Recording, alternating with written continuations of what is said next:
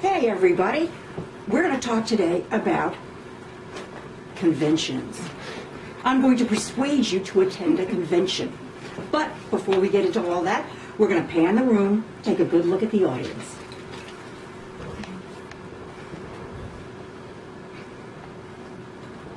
Starting with the lovely Melanie, moving to KJ, getting a touch of Spring, Wyatt, Tyler, Audrey, Chance, Sam, Victoria, and Caleb. Oh my goodness. And myself, Kate. Now, I have one important question to ask everybody, and I want to hear an answer. Who wants to have some fun? Okay, that's pretty good. Okay, now I'm going to ask you, or try to persuade you, to go to one of the cons that are available in Indianapolis. And that would be Gen Con or Comic Con. I'm going to have to do the balance of this for health reasons from a chair.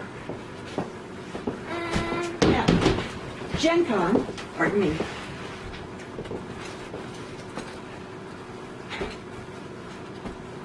Gen Con is a wonderful convention that happens annually in August. And when you're thinking about going to a convention center, you look for 3 or 4 things. But essentially you look for affordability, accessibility, and entertainment. And then as a consideration, you figure out, can my family do this too? First, I want to take you to the game concept. Okay, we have board games and card games that you can play at any point without even buying a ticket at the convention center during Gen Con. Then I'm going to ask KJ to pan the costumes. There's a wonderful cosplay aspect to Gen Con. You can see so many different characters, avatars, that come up walking down the halls. You'll see stormtroopers. I've even seen a Stay Flow Puff Marshmallow Man from Ghostbusters. Your favorite character is on display somewhere at Gen Con. And now I'm going to tell you a little bit about what's available from the convention center when you buy your ticket and you have accessibility to the dealer's hall and all the venues that are there. 1, you have a sold-out exhibit hall with hundreds of game companies. You have 10,000 events available to you. Wow. A costume contest. How great is that? An art show featuring the world's best illustrators.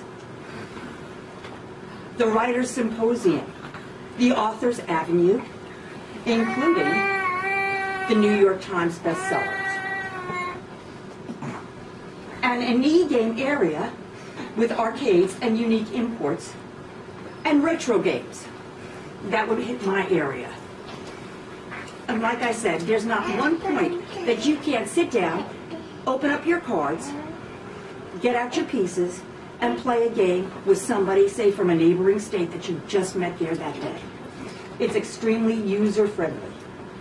You have a beer garden with late night hours, panels and seminars with industry insiders, a vibrant family fun pavilion with kids events all weekend long. Exhibits here, an art show, an author's avenue. There is the traditional zombie walk that happens every Friday. And that is an amazing amount of fun. You see thousands of zombie-like creatures hitting the downtown area of Indianapolis. And what's the best thing to look at is the people who are not involved in Gen Con assessing and looking at the people who are walking by dripping blood and having torn up features. Okay, they're just totally like, what? And it's a lot of fun. So then we go to the food that's available. You have either fast food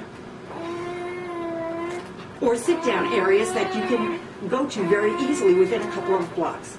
Everything is readily accessible within a very short distance, a matter of blocks for any kind of food or parking. Then, what they have available this year for the first time is a family badge.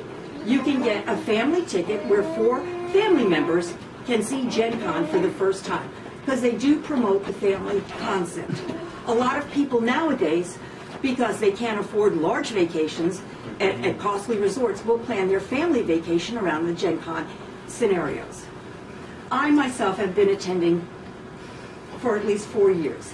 My son has been attending for 11 years. And my other children have been attending off and on for 6 or 7 years. So everybody has a good time.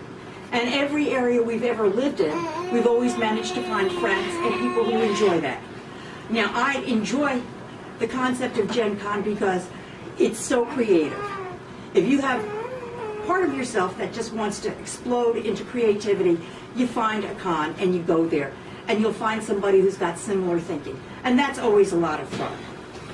So, I want to wrap this up and say, if you still haven't got the idea that going to a convention center could be a lot of fun and family-friendly, I'd like you to get a copy of The Guild.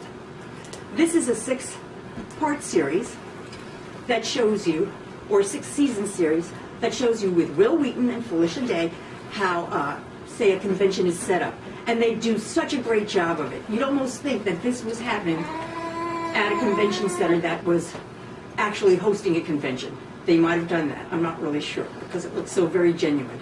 And we see such notable characters as Neil Gaiman, who is a graphic artist, who's a graphic novelist, Kevin Scorbo, who used to be Hercules, and many others. So it's a lot of fun, and you'll just die laughing when you see it. Okay, so now the price of a Gen Con badge, which would be this right here, is $77. The family budget one is $30 for a family of 4 for one day.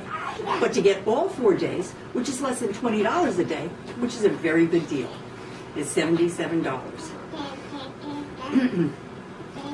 So, I'd like you to consider going to Gen Con and possibly even making a costume or buying a costume online or getting together with some gamers and starting your own kind of traditions. Everybody there is user-friendly. You will not be judged for your creativity, only enjoyed. And on that note, I'm going to say thank you very much for listening. All right, then.